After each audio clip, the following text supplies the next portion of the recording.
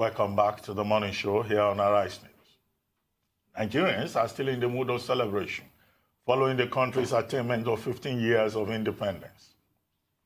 While Nigeria's youthful population may be busy focusing on how to realize their undoubted enormous potential in an ever-changing world, this milestone will most likely provoke a feeling of nostalgia in the older generation, many of whom witnessed the exit of the British colonial authorities and the emergence of a Nigerian political elite. We'll be dwelling on this for a while by speaking with Chief Ayo Adebanjo, who has now joined us. Chief Ayo Adebanjo is a leader of Afenifere, a socio-cultural organization that continues to push for the rights of the Yoruba people in Nigeria, and of course, the rights of other Nigerians to self-determination. At several points in the recent history of Nigeria, Chief Adebanjo has contributed to efforts at keeping the military away from politics, while speaking out for the enthronement of democratic ideals. Chief Adebanjo, welcome to the morning show, sir. It's a pleasure to be here. Thank you for accepting our invitation. Good morning, sir. Thank you for joining us.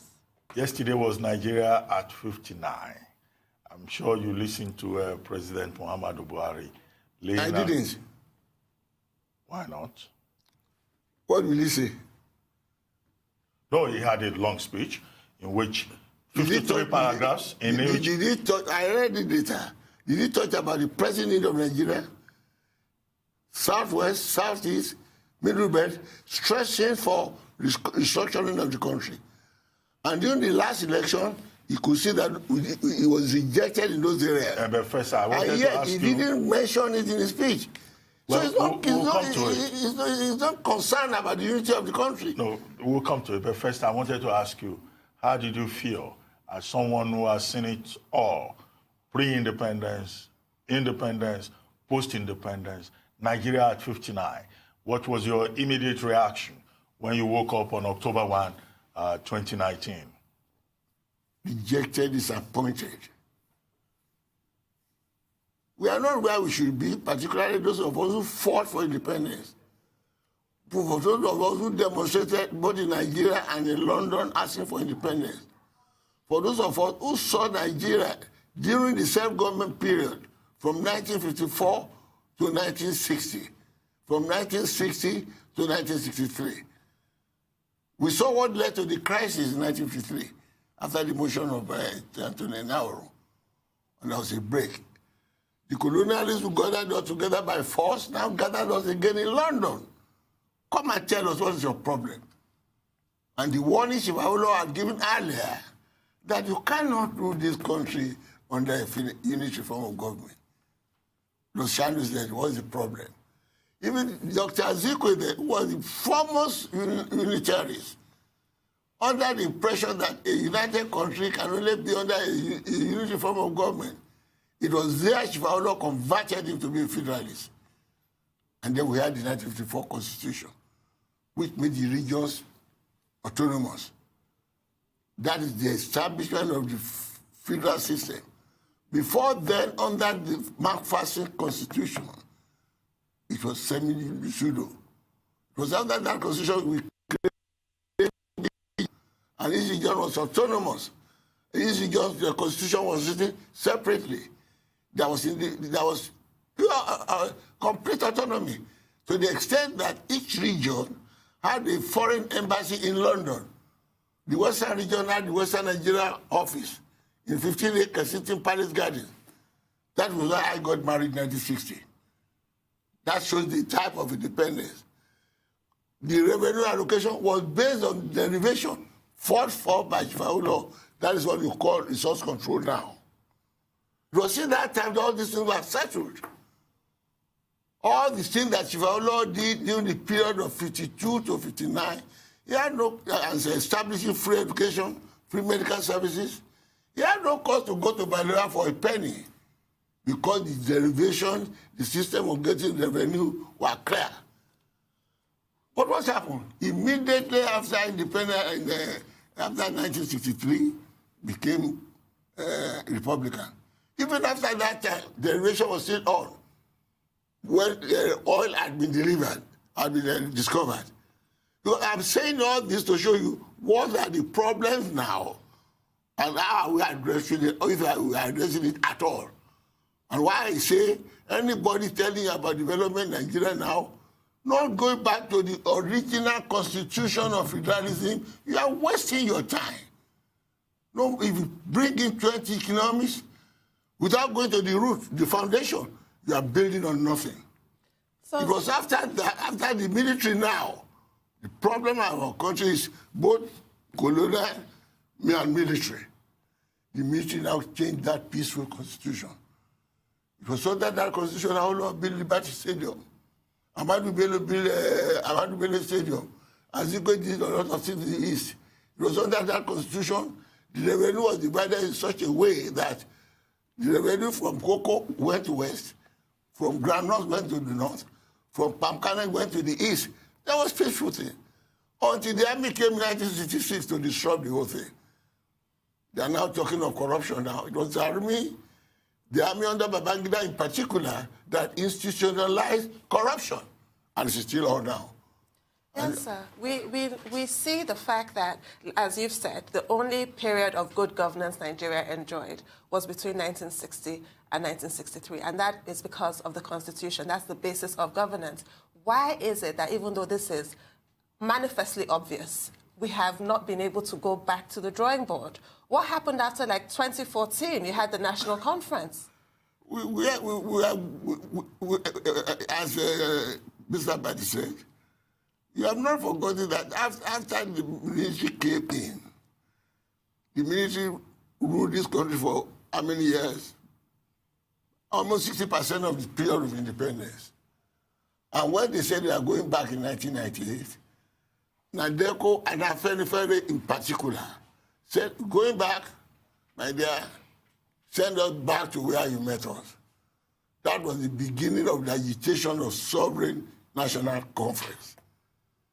That was all we were on. We are going to send us back to independence, to free civilian rule.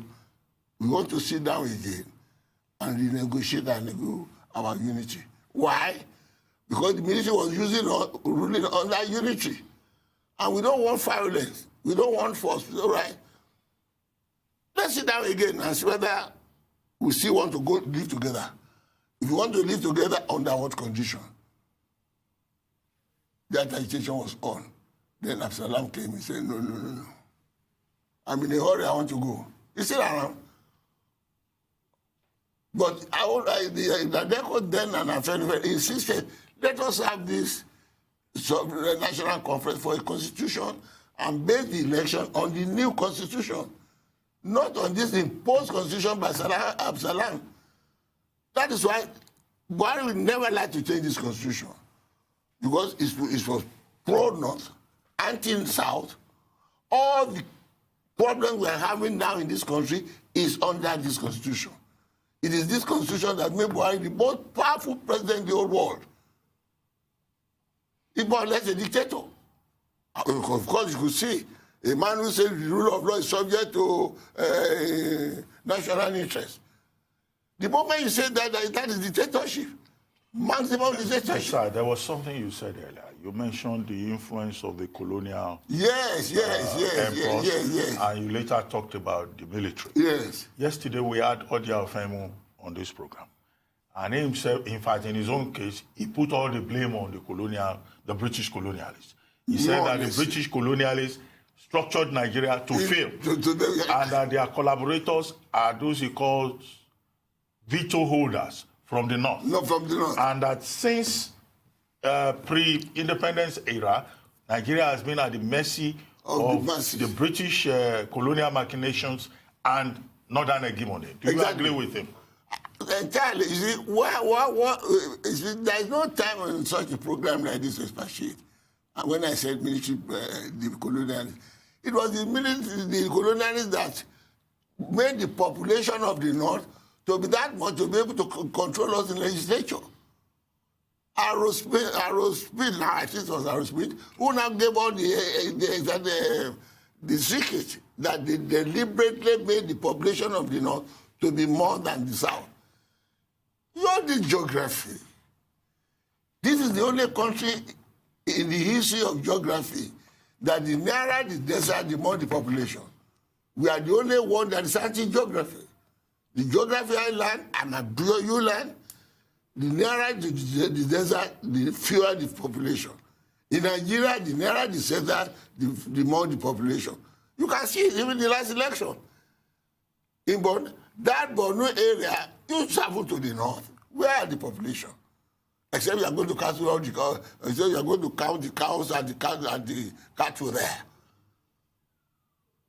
When we are talking about this unity, many people don't understand the passion people are concerned. Buhari can't get my passion. I've been fighting for this unity, but I don't think I've entered the military. In 1979, I spent a whole year in the north, where you have it now, to fight for the Unity Party of Nigeria, and we had a candidate there to show you that we want Nigeria to be together. But see the way he doesn't even talk about it. And even he himself, many people will be surprised. Ayo Adebanjo, with Afenifere, we campaigned for Buhari in 2007 when he said he was going to do restructuring, when he said he was believing federalism. I have said it several times. Neither Garba Shehu or the converted nation or who will defend anything in the government, they have never denied it. I sent them to the historical background. If you don't like Buhari, if you don't like Nigeria, why should you campaign for him? The same thing. He promised Buhari when he was running for him for restructuring. Even here now, under this constitution, I won't say he deceived Tinubu. Tinubu deceived himself because we all knew Tinubu, we all knew Buhari before.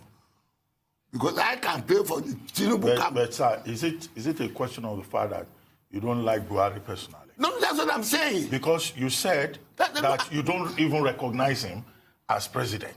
And the man has won at the Presidential Election Petition Tribunal. And from the evidence from the Presidential Election Tribunal, some lawyers, or those who know, they say he will still win at the Supreme Court. Do you now recognize him? No. Or is something personal? No, until the Supreme Court says otherwise. And I tell you why. Anyway, sir, we'll take a short break. We'll take a short break. When we come back, and then you can continue with that line of thought. We'll take a short commercial break. Stay tuned. Stay with us. It's Chief Ayo Adebanjo. We'll be right back.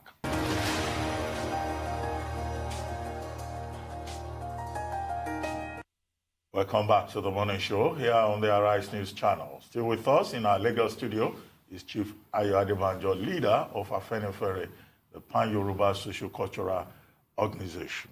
Chief, before we went on break, I was saying you continue to insist that President Buhari is not your president. But he won during the general election. He won at the Presidential Election Petition Tribunal. It looks like the apex court will still grant him victory. Nigerians themselves seem to have moved on. Okay. And the president yesterday was talking about unity. He was talking about cooperation. And his party has also talked about restructuring, this same restructuring that you talk about. And the Constitution, the 1999 Constitution, which you say makes him a monarch, was the same Constitution under Obasanjo, under Yar'Adua, under President Jonathan. Why is your attitude to him so different? It's not different at all. It's the incumbent government now. If you ask me, I have always said it, Obasanjo was the first military governor that had the chance of changing this constitution, did it? But can I go back to Obasanjo now? It is the man in office, particularly the man who promised that change before he got into office. When you ask him, I don't recognize this as the reason because I don't trust him again. And I told you earlier on that I campaigned for him. If I didn't like him, would I campaign for him? And I told you why I campaigned for him. I can tell you why, as the running bird of Buhari, we all supported him. And let me right now, restructuring to federalism was the first in the manifesto of APC. What have they been doing about it? They have been prevaricating. Because when I now say I wouldn't recognize, because he has a hidden agenda. I am convinced that Buhari is not interested in the unity of the country. Now, you said I'm happy you said talk about structuring in this program. Has he not talked about it before? Is it not in the manifesto of APC when Jonathan handed over to him the recommendation of 2014, people say, well, we're going back to the structure. Say, well, I put in the archives. Is that the language of somebody want to do anything? Even the agitation that have been going on ever since I've been in government, when I see made a point to date that this is my program, when the pressure was on, and he and his deputy and all the APC people living in denial say, what do you mean by structuring? People reminded them that. So you don't know what is structuring? Why do you put it in your manifesto? That's to show you the type of government we are having. Deny the thing, then they set up the committee on restructuring. What is the outcome? Whenever there's a shout and pressure for it, they tell you to choose it to APC cannot come back cannot tell you in the West, Southwest, that they are supporting a government that does not support federalism. So that at the time, if there's any time of election or controversy, you always see them talking about structuring. But what have they done about it? It's in your manifesto. The first time, no step. Second time, no. It's all promising, promising, promising. And doing everything anti-federalism. How can the man talk about the unity of this country?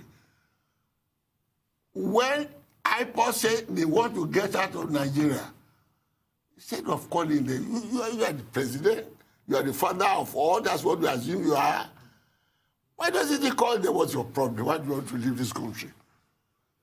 When Saudana said he was going to leave Nigeria after this motion for self-government and facility, because they believe then that the North is not progressive enough, not advanced enough to get independence. And because Azikwe was talking about unity form of government at that time, these people said, we can't cope with these people, we are going. I said, no. You can sit together under a federal system of government. And when they were doing the constitution, they said, look, this constitution we are doing, I'm not going to the center.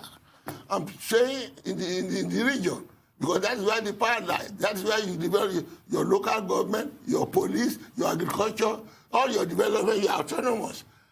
And you agree on what type of function you give to the central government. So no problem. That's why Saudana stayed in the north, I will not stay in the west, and Saudana only said, Balewa there.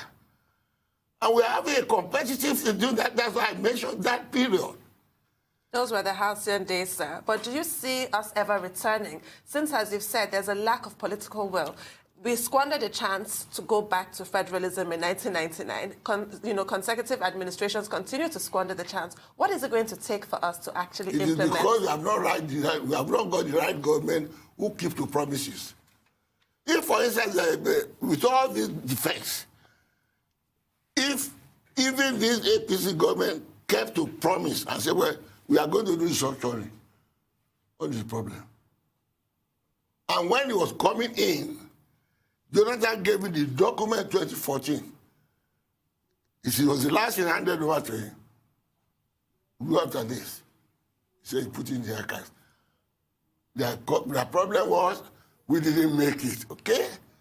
Is there anything wrong there that you want to put that was not put? Why don't you put it and let us move on? Is there anything there that's wrong? Why don't you mention it? We take it out, we move on, if there's sincerity. But I believe there is no sincerity in Buhari and the APC. Buhari in particular. The APC are collaborators. And it is this constitution that make all these governors who don't even agree with him to be submissive. The way the constitution is being run, the state government are subordinate to him instead of being coordinated. Well, all the power to harass them is there. Whatever happens in 2023, now that President Buhari has assured us that he has no third-term hidden agenda, there was a statement from Garuba Shehu to that effect. And you trust that? Sir? You believe that? Well, it was in the papers. I don't believe it, and I tell you why. How many times has he been talking about restructuring?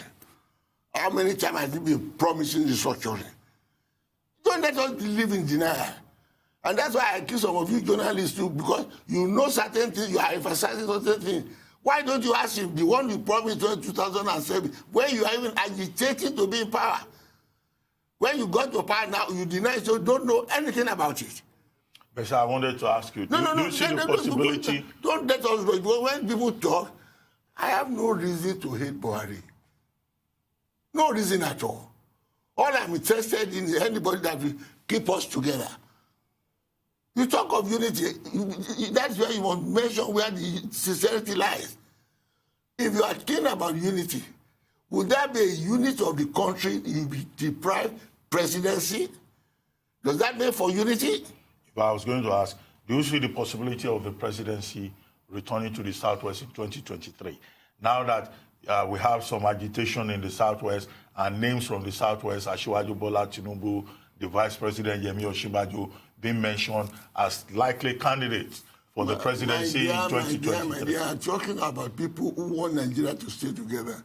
All those are political gimmicks. How can anybody who loves this country talk of the presidency coming to the Southwest in 2023? That's why I tell you all these people, they are not serious, including Buhari. Why should you exclude the Southeast? The South is not part of Nigeria. If you are sincere, the Southwest has had, the South has had, the North has had. Why excluding the South if you want them to be there? That is the point I was making earlier on. Why is IPOB making this trouble? There's no need for it. Why do you want to get everything? No, it is good we stay together. I wonder who are those who many of us say the question of bringing God together is not our choice. It was the colonial people. But we have enjoyed the economy of scale of coming together. But we also know we also realize there is a safeguard for all the conflicts. That is what federalism provides. And that is what we had at independence. And let me develop the question of 2040 because there are so many things when things come together. If that was so, why does he institute okay, you IPOB people, what's your problem? He said, what did he do? He said, military there. And mount them down. And Macy Allah, without any legal permission, carrying out arms, doing arms, brigandage and everything, he turns blind eye. That is the man who wants to keep the country together. As against that, those who have authority to carry arms, come and drop your arms. Those who are carrying arms illegally, nothing about it. My dad, this is the standard by which I joined Buhari. The Fulani arms men who have been doing damage in the country for the years under his leadership. Well, sir, we'll take another short break. We'll take another short commercial break. And then when we return, the conversation will continue. Stay tuned.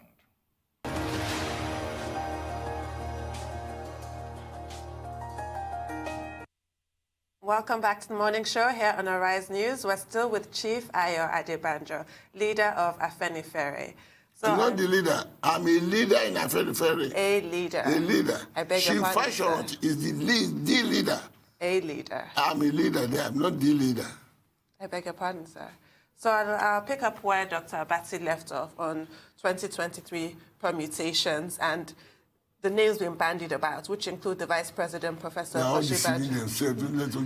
But why is it that you have waded into this seeming row within the presidency, the Southern and Middle Belt Leaders Forum, including yourself? We're not wading to the row, we're wading to the Constitution that keeps us peace. Okay, so you've demanded... When you use that word again, it's not right. It's a misconception. Can I finish my question, that is what the government puts out. Anybody talking about structure, you want to separate the country. Can I finish my question, sir? You have demanded an explanation, the Southern and Middle Belt Leaders Forum, for the whittling down of the Vice President's functions, failing which you would like his powers to be, reinstituted. Why have you made this demand? And is anybody in a position to make this demand? It is not a demand. We are making a demand for restructuring. You see, it is under that restructuring that all these things will be solved. That is the ignorance that not ignorance, that deliberate denial that the federal government, they know it.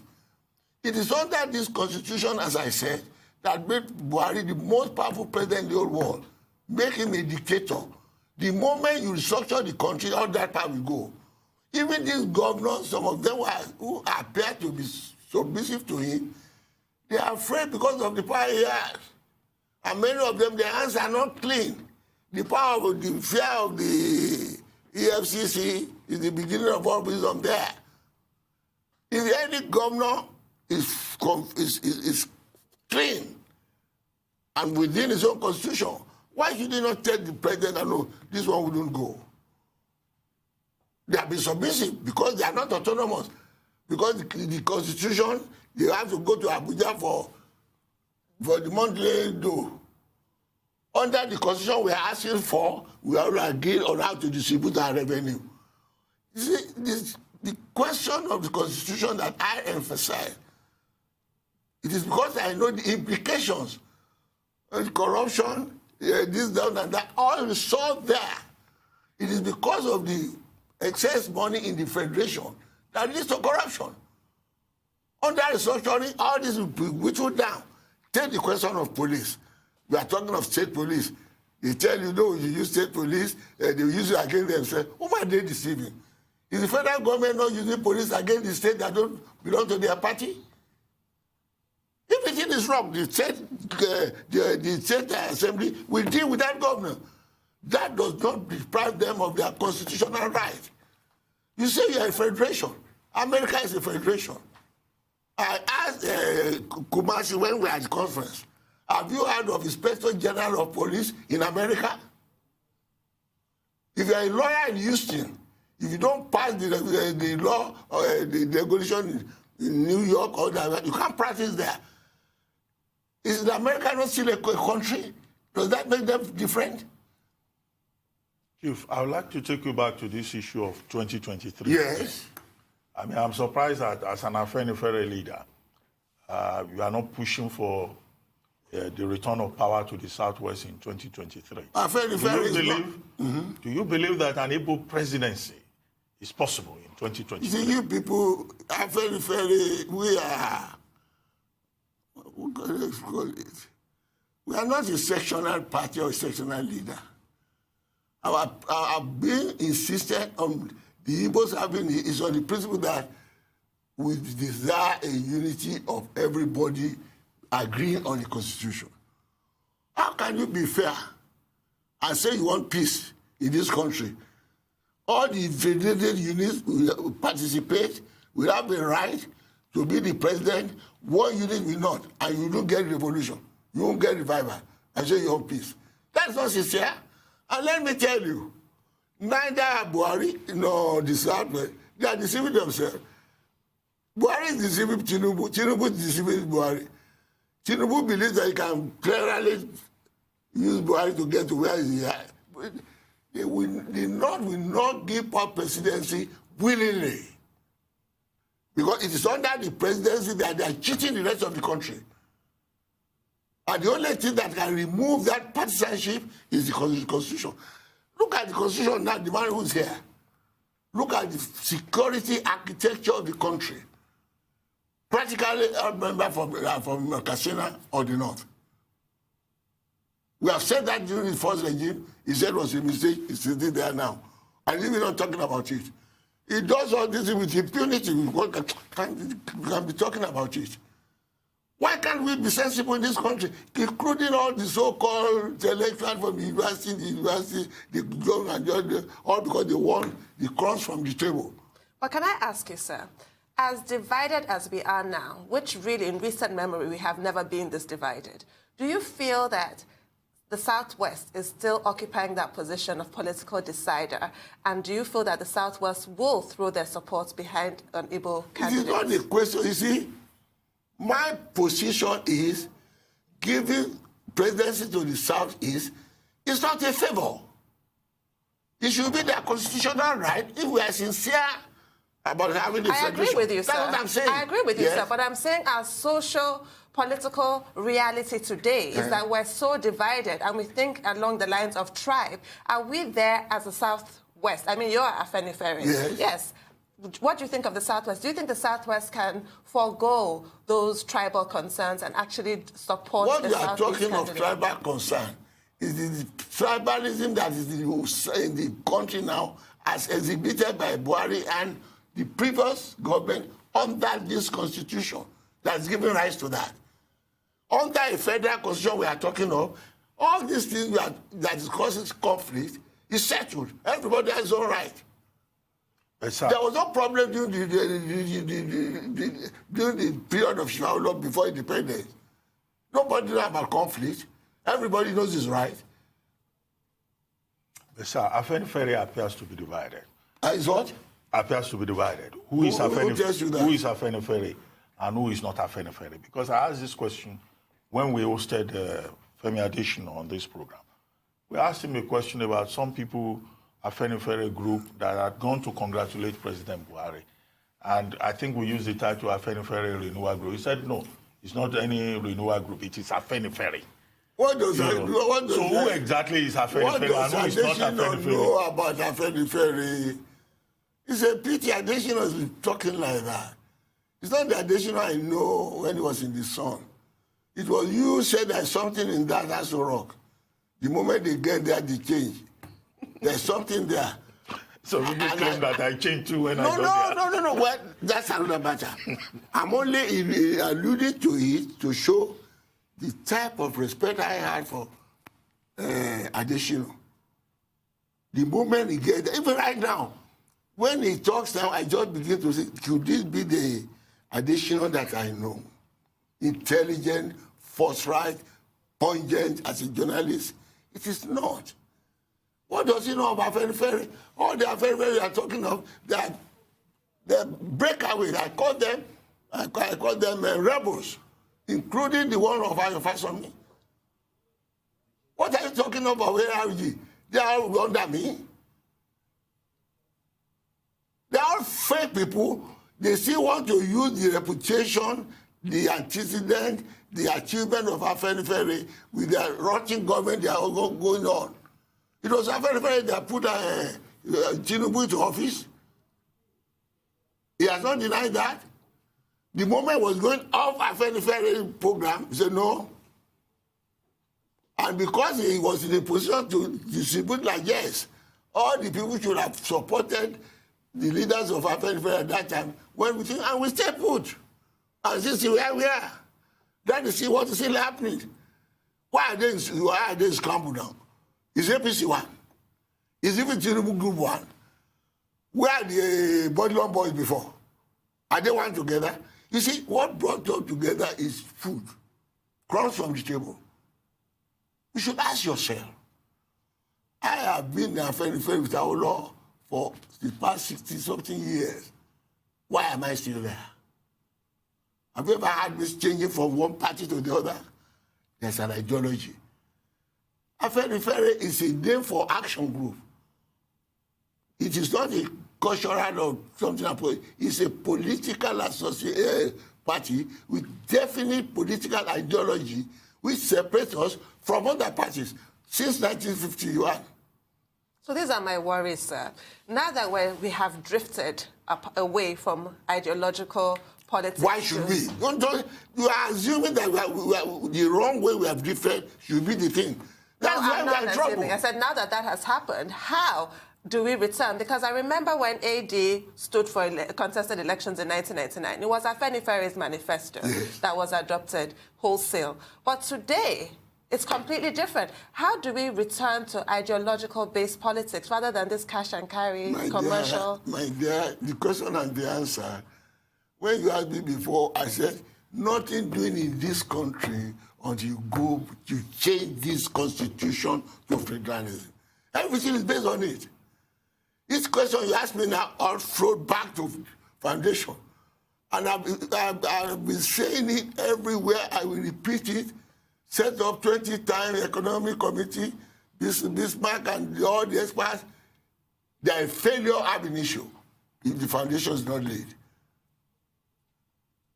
How do you talk of the federal government in charge of agriculture? Where is the federal government land? When we talk of free education, free medical services that Chief did, he was able to do it because of the autonomy he had. Even when the federal government was not doing anything, we are doing it. Even labor. It was Chief that started minimum wage first time in this country. 5 shillings minimum wage was started by Chief others started it that you're having now because labor was concurrent. These are all parts under the Constitution.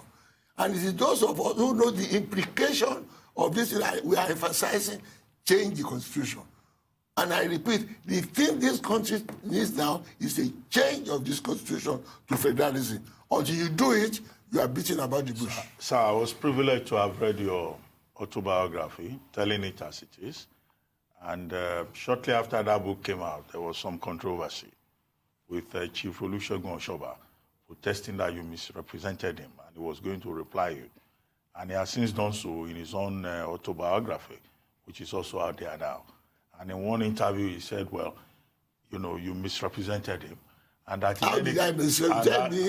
in any case, you are a field marshal who is still fighting like an infantryman. That, you know, you are over 90, but you are still agitating like a man of 30. And that he will advise you to retire. Why? Well, you have no plans to retire. You give up a fight when the end of the fight has been born. I should retire and I shouldn't be saying anything if Oshoba and others have continued the fight under which they came into office. I have no business to be in politics. Right now. Why? Where are my contemporaries? But I feel sad. That's why you ask me now, that I'm living now, it's a grace of God. I have no right to be around. Where are my colleagues? To see all this nonsense going on. When people are cheating us and dropping, people like Oshoba are talking. You see, I don't like to bring things to be personal. These are the people we thought we carry on the fight. I say it openly now for you to answer. Is sovereign national conference not the condition under which he was elected here and Tinubu and others? And what does sovereign national conference mean? Is it not the conference to restructure the country to federalism? And when we won the election, Baba as led their very good to each of the assembly for them to pass a resolution for a sovereign national conference. It's on record of that period. Ask him what has happened.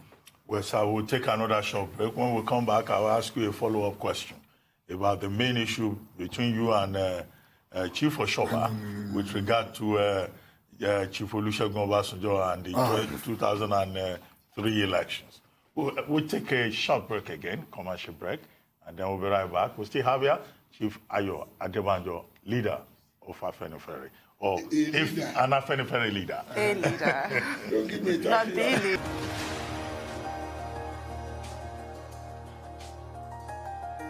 Welcome back to the morning show here on the Arise News channel. Still with us in our Lagos studio is Chief Ayo Adebanjo, author, politician, lawyer, and Afenifere leader. Well, sir, I mean, I brought up the issue of the allegations against you by Chief Olusegun Oshoba in his book. What's the allegation? Yeah, the crux of the matter, if I understand it very well, is what exactly happened in 2003 when President Obasanjo reached out to Yoruba leaders for him to get a second term. And you were quoted as having said that Obasanjo had converted and he had become a supportable person, if I may use that phrase. And then, of course, you said no, it was some other people, including Chief Olusegun Oshoba, who backed up Chief Olusegun Obasanjo. What exactly happened for the benefit of persons who have read your books? Unfortunately, I have deliberately refused to be in controversy with Segun Oshoba. Because if I have to describe him the way I now see him, it's too bad. You see, he had been misrepresenting that quotation, and I've been trying to correct it everywhere. Everybody knew that Robert Obasanjo didn't support the question of sovereign national conference and all this. And when he was going to have his third term, he sent a cajole the Ashoba group that he wanted their support, and he came to us. So, well, that, why he approached them was because they were going to do primary before they elected him for the second time. And there was going to be local government election in the West at that time, which he knew he cannot win against their fellow candidates. And he wanted their support so that he could not be disqualified. So he approached us that what support can we give him for a second term? Our own position naturally was that, well, here is a Western man, a Yoruba man, seeking for a second term. Okay. When he approached us and said that he wanted the support, it was between him and Ashoba. It was Ashoba who brought the message. We said, well, no objection to him. All we want is for him to set up a sovereign national conference for unity. Please follow that background. So when he said Obasanjo wanted to see, I said, no objection. But these are the conditions under which we are going to give him support. Colonel Adebanjo is still alive. Senator Kuromu is still alive. Ourselves, Senator Adesoya, myself, and we refused to take any part in the discussion there. When we met there, it was Adebanjo who led the discussion. And we gave them the instruction that we support him, just if we make sure that he conducts a sovereign national conference for us to restore back to federalism. And when we got there, Obasanjo was very tactful. What he told us was, okay, that is a problem, but don't let us make it a Yoruba affair. Go and contact other regions. Let other regions also support you. This is where I said at the hotel, I said, Obasanjo has changed you. We now give us the contribution for this thing. This is what Ashoba is now exploiting to say I supported you. I'm a man of principle. I do everything on issue. And when I mentioned here that I once supported Buhari, people should have been wondering why you support him. It's on the question of this thing. We gave him a mandate. We are going to support you. But if you withdraw restructuring, well, we are for you. You are already in power. So he himself, who has been opposed to having a sovereign national conference, now giving us a condition that we should support. Go and tell other regions. The other people have mentioned, they are still alive. Ask them. Ask Ashoba himself. So when we go to the hotel, when we reviewing all the concerns, what a change in this man. So he now believes we can do it. Or before then, he had been dismissing it off record. If he now says, oh, no, don't make it a Yoruba affair. Get other regions to support you. To me, that's a change of mind. And ask him if that is not what happened. And when he started to do his gerrymandering now to exploit my good news, he supported. He said, don't let me describe Ashoba, because I've seen him all along enough now that, well, his colleague won't like him as described him the way I know him. Can I take you back to your support of President Buhari over former President Goodluck Jonathan? Why did you make that decision when Goodluck Jonathan apparently at the time was in support of restructuring as well? Why did you choose Buhari? No, I supported Buhari in the Jonathan was, at that time, no. It was, Buhari was no, it was, when I supported it was Yar'Adua. It was Yar'Adua, Atiku, and Buhari. Okay. 2007. There was no talk of restructuring from PDP then. No, because under the Jonathan government, there was. That's why I'm happy. I supported Jonathan, and when I say, oh, you are supporting a corrupt man, I said, well, let me alone. If the corrupt man can do the fundamental, the problem will be solved. And the critics also accused me of saying, what's not wrong? He was there when he did the recommendation. Why didn't he implement it? They have forgotten the circumstances leading to his, at the end of Jonathan's admission. And then I said, well, I won't argue that with you. He didn't do it. But he now says, I will do it if you give me a second chance. The other candidate says, I won't touch it. I take the lesser of two evils. No more, not less. Even those my admirers who believe, oh, don't support Jonathan. Even people even said, they have given me plenty of money. Only my children were telling them they don't see the evidence of the money they have given me. Besides my house in Lekki and all that. But it doesn't bother me. I've been used to that type of thing pre-independence. But you've been in politics for more than 6 decades. More than? 6 decades. Yes. More than 60 years. And you have not, I don't know whether you've been running for elections. I can't see the evidence. I've never. You have not held government positions. No. And yet you have been involved in the politics from pre-independence to independence till date. What is the motivation? What are you looking for? Thank you very much. You see, the aspirants these days go into politics, they want to get something. What we were doing politics of issues at that time. Many people are surprised that I was a song seekist before I became an Aoist. Pre-independent, it was as if that enlightened all of us.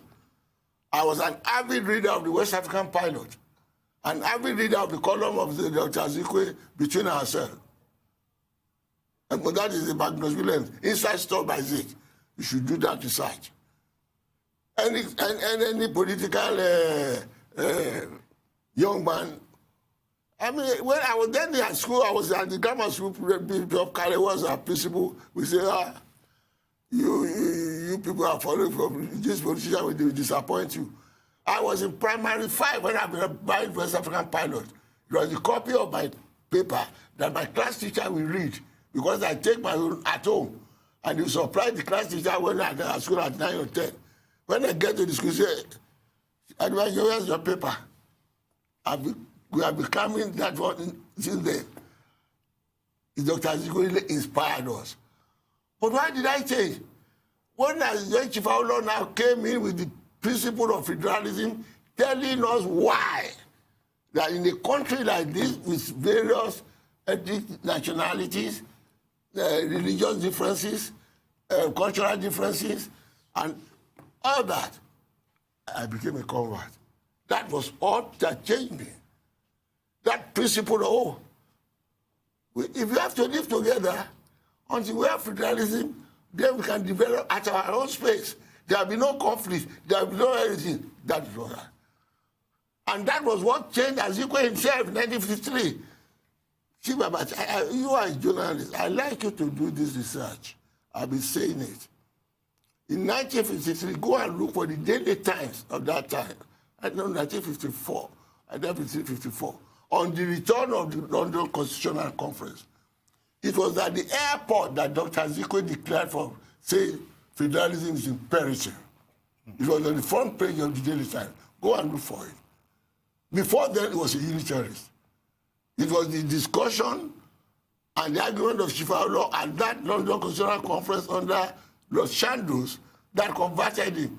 And every supporter of Dr. Azikwe, including Koda Balogun, Makwi, they came back with Ware's constitution of federalism. That is to show you this thing developed.